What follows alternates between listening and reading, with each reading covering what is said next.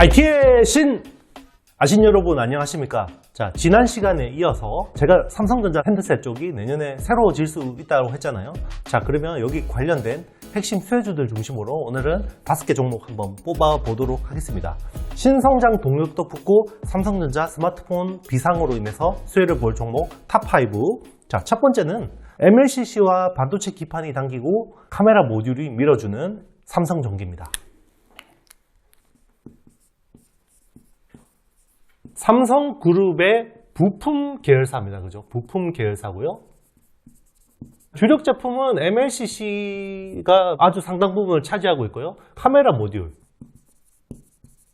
그리고 반도체 기판, 이렇게 따져보시면 되고요. 매출 비중으로 보면요, 모듈이 한 3조 정도 됩니다. 여기 뭐 통신 모듈도 있습니다. 그리고 컴포넌트라 그러는데요, 요게 한 4.8조 정도 됩니다.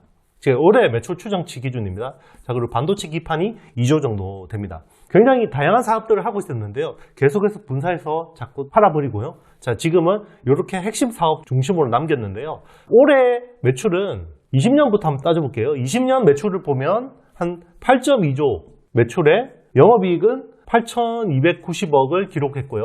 21년에는 올해 추정치입니다. 한 9.85조 정도 되고요. 그리고 영업이익은 한 1.5조를 예상하고 있습니다.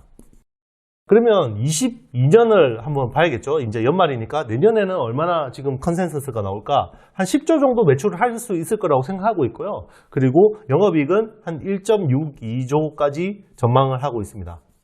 자, 이게 추정치이기 때문에요, 틀릴 수도 있습니다, 여러분. 기업이라는 거는 생물처럼 변화무쌍하기 때문에 틀릴 수 있고요.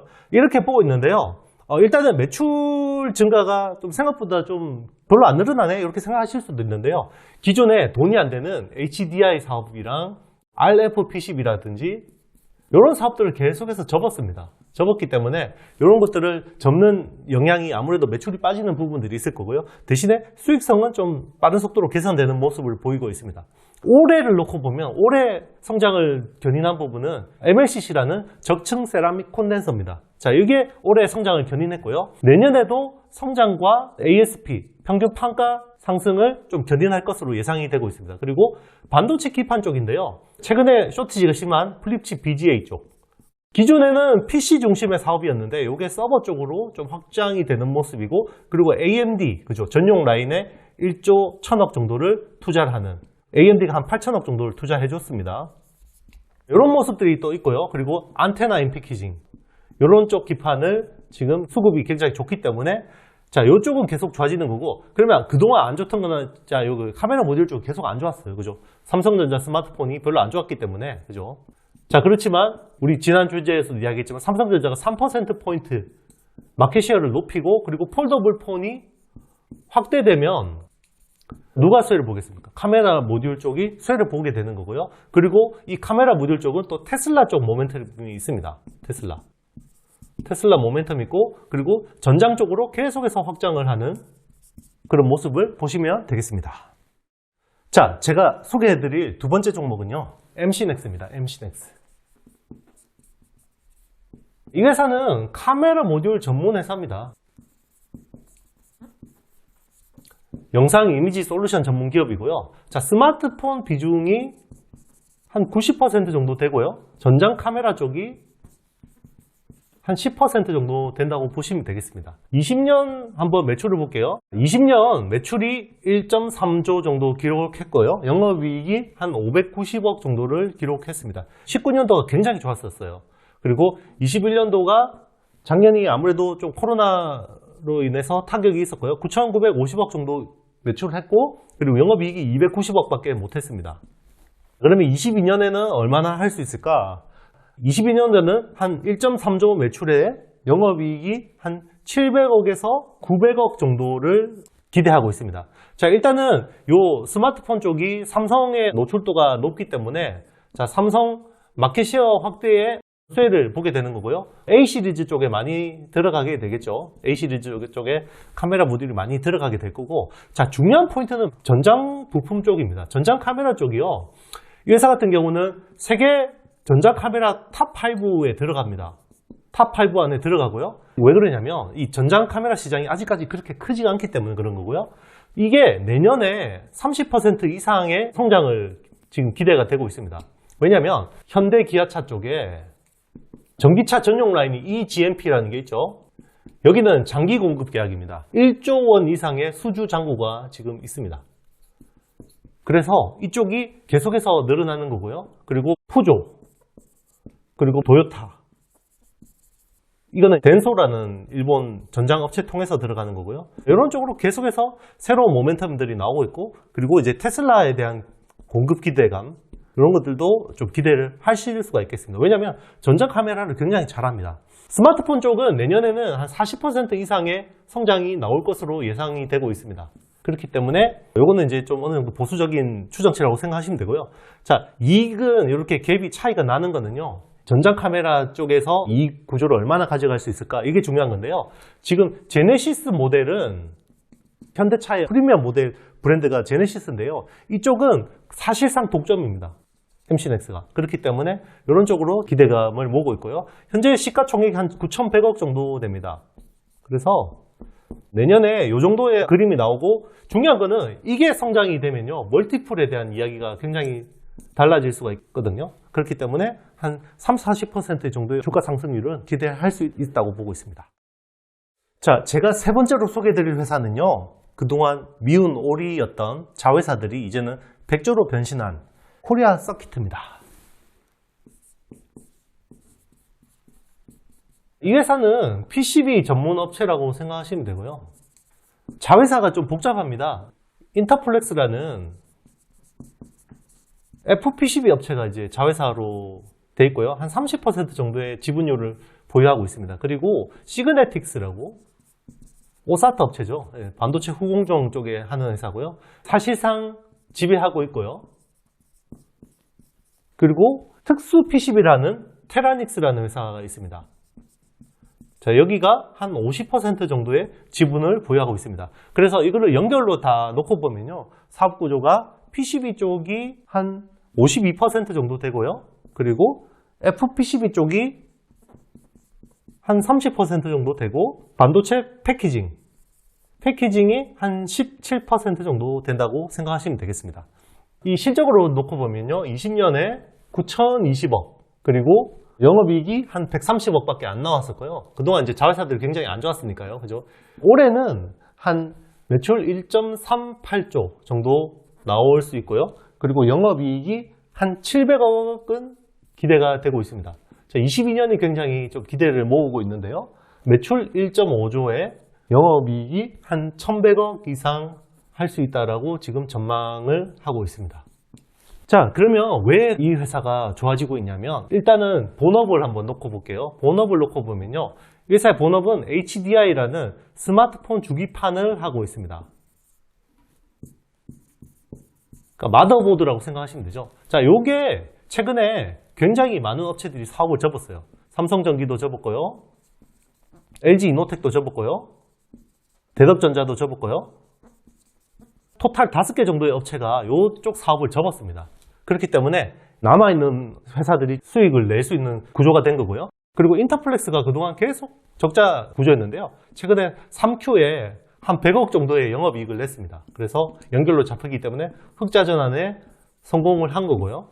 그리고 최근에 뭐 특수 PCB 쪽하고 이런 쪽, 오사트 쪽은 굉장히 좋잖아요. 그러니까 이제 연결해서 굉장히 좋아지고 있는 구조라고 생각하시면 되고요. 자, 본업이 좋아지는 것도 굉장히 좋아지는 건데, 연결 쪽이 훨씬 더 좋아지고 있습니다. 그래서 일단은 내년은 굉장히 호기를 맞이할 수 있다고 생각하고 있고요.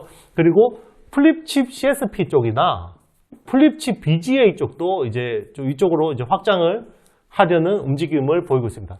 자, 오늘 한미반도체 수주 공시가 났어요. 한미반도체 수주 공시가 났는데, 그게 납품업체가 코리아 서킷입니다. 오늘 공시 나온 거 한번 12월 7일자 화요일 기준인데요. 이 공시 한번 뜯어보세요. 코리아 서킷가 왜 한미반도체에서 마이크로 수호 장비를 샀을까? 이거는 이제 첨단 PCB, 플립칩 BGA나 이런 쪽으로 앞으로 많이 쓰겠다라는 거거든요. 자, 제가 네 번째로 소개해드릴 회사는요, 120Hz 주사율 디스플레이 상향이 기회를 잡고 있는 우주 일렉트로닉스입니다. 자, 이 회사는요, 커넥터 전문 회사라고 생각하시면 됩니다. IT 사업 부분이 있고요. 그리고 AD 사업 부분이 있는데 요거는 자동차 쪽이라고 생각하시면 됩니다. 자동차 쪽 커넥트라고 생각하시면 되고 요거는 스마트폰하고 디스플레이 쪽입니다. 요게 기존의 주력 사업이고 요쪽이 이제 신성장 산업이라고 생각하시면 되고요. 커넥터 쪽을 전문으로 하는 회사고 20년 실적으로 놓고 보면 1961억 매출에 영업이익이 한 174억 정도 나왔고요. 그리고 21년 이거는 좀 보수적으로 제가 추정하겠습니다. 왜냐하면 보고서나 이런 컨센들이 별로 없어요. 시장 컨센이 없기 때문에 매출 2천억에 영업이익이 한 230억 정도는 나올 것 같습니다. 자, 22년은요 추정 없습니다. 이게 제가 왜 추정이 없다라는 거는 제가 뒤에서 설명을 드릴게요. 왜냐면 일단은 지금 작년 생산 기준으로 제가 추정을 한 건데요. 생산 기준으로 작년 대비해서 YOY로 한 19% 정도 생산량이 늘었더라고요. 그래서 이 정도 실적은 나올 수 있겠다. 3분기 누적이랑 이런 걸 가지고 제가 감안한 추정치고요. 자, 이 회사 같은 경우는요. 초정밀 커넥터를 합니다. 커넥터를 하는데요.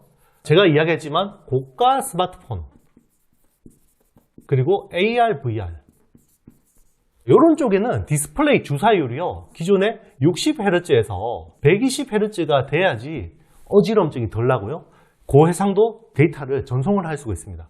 그런데 기존에 60Hz까지는 일본의 히로세라는 업체가 굉장히 잘했어요. 히로세라는 업체가 굉장히 잘했는데 120Hz로 오면서 우주 인력이 경쟁 구도를 굉장히 유리하게 끌고 가면서 물량을 지금 많이 확보를 하고 있습니다.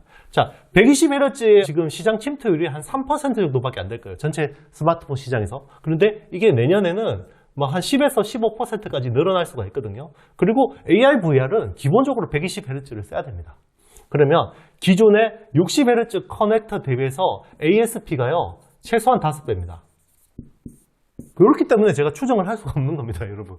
내년에 120Hz의 침투율과 이런 것들을 총 감안하면 이게 내년에는 굉장히 그림이 좋아지는 회사다. 그리고 저는 AR, VR 쪽이 테마가 아니라 전기차의 초창기 같은 모습을 보일 수 있다고 생각하거든요.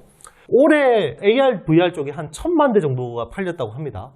1000만 대 정도 팔렸다고 하는데요. 요 수치가요. 애플 아이폰이 처음 나왔을 때요. 첫 해 판매량이 1000만 대 정도였어요. 그런데 내년에는 2000만 대 이상 될 수 있거든요.